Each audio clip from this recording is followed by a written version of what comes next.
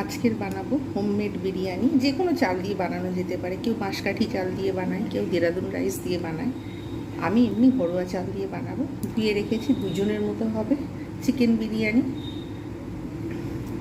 এবার এটা কিন্তু গরম জলের মধ্যে দিয়ে দেবো, কিছুক্ষণ ফুটবে, তার মধ্যে আমি গরম মশলা দিয়ে দেবো, সাদা তেল দিয়ে দেবো আর লবণ দিয়ে দেবো।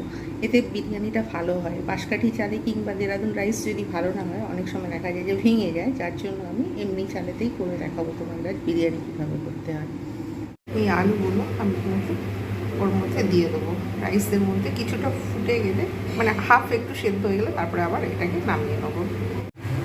এর মধ্যে আমি দিয়ে দিয়েছি সাদা তেল এবং 1 চামচের মতন লবণ দিয়ে দিয়েছি, আর দিয়ে দিচ্ছি গোটা গরম মশলা কিছুটা পরিমাণ, যাতে সুন্দরভাবে রাইসটা খুব সুন্দর স্মেল হয়। এর মধ্যে আলুগুলোও দিয়ে দিয়েছি, একবার নেড়ে দেবো।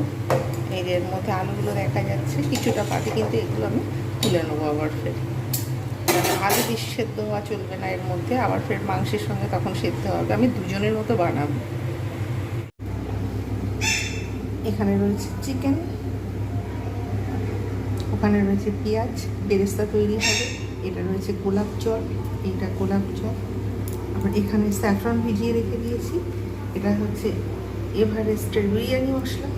আর এটা হচ্ছে আমাদের ঘরে আদা রসুন, তার ধনে গুঁড়ো, জিরে গুঁড়ো, লঙ্কা গুঁড়ো, হলুদ গুঁড়ো, এটা হচ্ছে এখানে রেখে দিয়েছি মাংসটা যখন কষবো তখন এটা দেওয়ার জন্য। আর এখানে রয়েছে ঘি, আর এখানে রয়েছে মিঠা আতর। প্রথমে পেঁয়াজটা বেরেস্তা করে নেবো, বেরেস্তা মানে মুচমুচে করে ভেজে নেবো। তারপরে শুরু করা যাক কীভাবে শুরু করি। কড়াটা বসিয়ে দিয়েছি, এতে তেল এবং ঘি দিয়ে আগে বেরেস্তা তৈরি করে নিই, তারপরে অন্য প্রসেসগুলো তৈরি করবো। হচ্ছে এখনও কিন্তু ফোটেনি, তেল গরম হয়ে এসেছে, হাত দিয়ে বোঝা যাচ্ছে তেল গরম হয়ে এসেছে। আমি এর মধ্যে এবারে পেঁয়াজটাকে ভালোভাবে ভাজবো, লাল করে, যেন পুড়ে না যায়, কিন্তু মচমচে করে ভাজা হবে। এর মধ্যে এবার আমি পেঁয়াজগুলো ছেড়ে দেবো, সমস্ত পেঁয়াজটা লাল করে ভাজা হবে।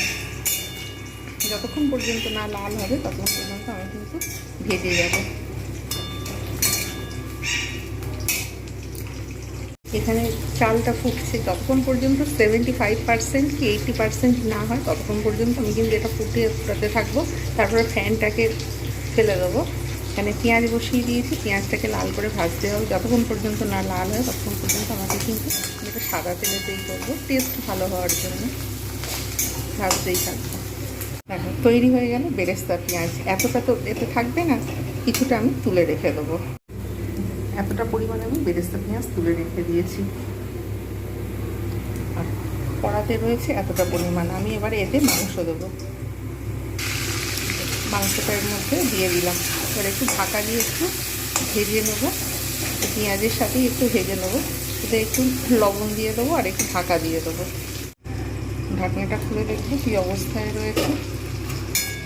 ভাজা হয়ে গেছে অনেকটাই, যে কাঁচা গন্ধটা এটা চলে গেছে। আমি এবারে এর মধ্যে আদা রসুন যে পেস্ট রয়েছে আমি সেইটা কিন্তু দিয়ে দেবো। আদা রসুন, ধনে গুঁড়ো, জিরে গুঁড়ো সব কিছু যেটা রয়েছে সেটা আমি দিয়ে দেবো। একটু জল দিলে ভালো হয়, নাহলে কিন্তু মশলাটা পুড়ে যাবে। একটু জল দিয়ে দেবো যাতে মশলাটা না পুড়ে যায়। জল দিয়ে একটু লবণ দেওয়া রয়েছে, এখন আর দেবো না, পরে আবার ফিরে যখন রাইস দেবো তখন আবার ফিরে একটু ঢাকা দিয়ে দেবো, যাতে কাঁচা মশলার যে গন্ধটা সেটা চলে যাবে।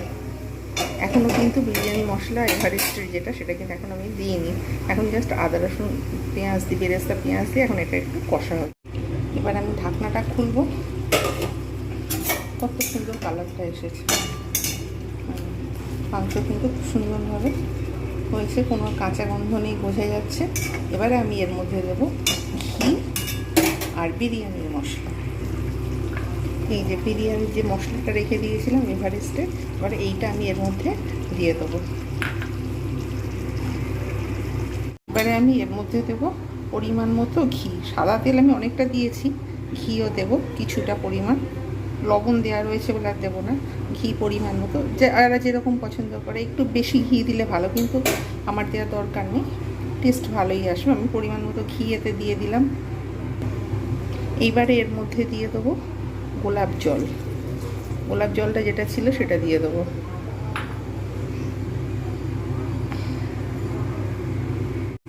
এইবারে আমি এর মধ্যে এই যে মিঠা আতর আমি 2-3 ফোঁটা দিয়ে দেবো, বেশি না, ব্যাস 2-3 ফোঁটা আমি মিঠা আতর দিয়ে দিলাম।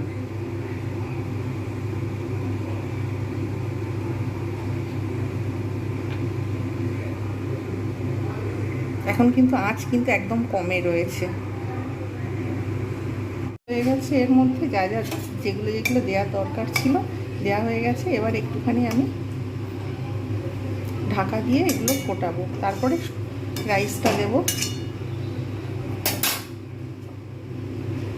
ঢাকাটা দিয়ে দেবো, একটু বাদে রাইস দেবো, তারপরে উপর দিয়ে আবার বেরেস্তা, পেঁয়াজ, স্যাফরন, জল পরে ছড়িয়ে দেবো। দেখাচ্ছি এরপরের স্টেপগুলো আবার ফের। 70% হয়ে গেছে। এইবার আমি ফ্যানটা কিন্তু ফেলে দেবো। 70 থেকে 75% চালটা একদম পুরো সেদ্ধ হয়ে গেছে, দেখতেই পাচ্ছি। এবার আমি ফ্যানটাকে ফেলে দেবো।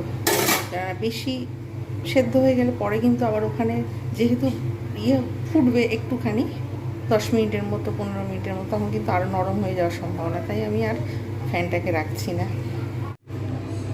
প্রথমে আমি এর ফুটোটা বন্ধ করে দেবো, নাহলে কিন্তু সমস্ত স্মেলগুলো চলে যাবে। এবার এর মধ্যে আমি রাইস পরিমাণ মতো দেবো, কতটা পরিমাণ মতো দেওয়া যায় পরিমাণ মতো দিয়ে তারপর এটাকে ঢেকে দমে সেদ্ধ হবে। আলু, রাইস এরকমভাবে দিয়ে দেবো, একেবারেই সিদ্ধ করে নেবো, আর ওপর নিচ করবো না, এরকমভাবে দিয়ে দেবো। একটা পরিমাণ দিয়ে দিয়েছি। এবারে এর মধ্যে আমি স্যাফরনটা দিয়ে দেবো, বেরেস্তা, পেঁয়াজ যেটা ছিল সেটা আমি উপর দিয়ে সুন্দর করে ছড়িয়ে দেবো, চারিদিকে সুন্দরভাবে এদিক ওদিক করে ছড়িয়ে দেবো। আর এবারে আর একটুখানি, আগে দিয়েছিলাম লবণ, কিন্তু আর একটুখানি অল্প পরিমাণে, খুবই সামান্য পরিমাণে দেবো লবণ, পরে তাহলে বেশি হয়ে গেলে মুশকিল। এবারে আমি এটাকে পুরোপুরিভাবে ঢাকা দিয়ে দেবো, আর ওটা তো লবঙ্গ দিয়ে সিল করে দিয়েছি, ব্যাস। এবার আমি এটাকে ঢাকা দিয়ে দেবো, ঢাকা দিয়ে অন্তত 10 থেকে 15 মিনিট হবে, তারপর নামিয়ে এসে দেখাবো কীরকম হয়েছে। দেখো একদম লো ফ্লেমে বসানো রয়েছে, একদম লো ফ্লেমে।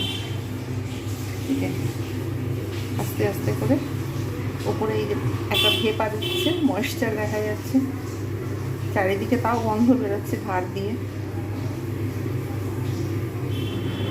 এরকম মোটামুটি 5 মিনিট হয়েছে, এখন আরও 10 মিনিট হবে, তারপর নামাবো। একদম কম আঁচে থাকবে। এখন খোলা যাবেই না যতক্ষণ পর্যন্ত আমরা মোটামুটি 15 মিনিট হয়। প্রায় 12 থেকে 14 মিনিট হয়ে গেছে, 15 মিনিট বলেছিলাম। ব্যাস, এইবারে দেখো কীরকম হয়েছে।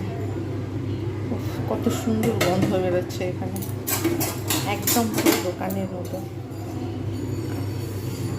কত সুন্দর কালারটা এসেছে, এই যে আলু, তারপরে পুরো একদম পারফেক্ট বিরিয়ানি কালারটা এসেছে। পুরো একদম মাংস সুন্দর সিদ্ধ হয়েছে, রাইসও খুব সুন্দর সিদ্ধ হয়েছে।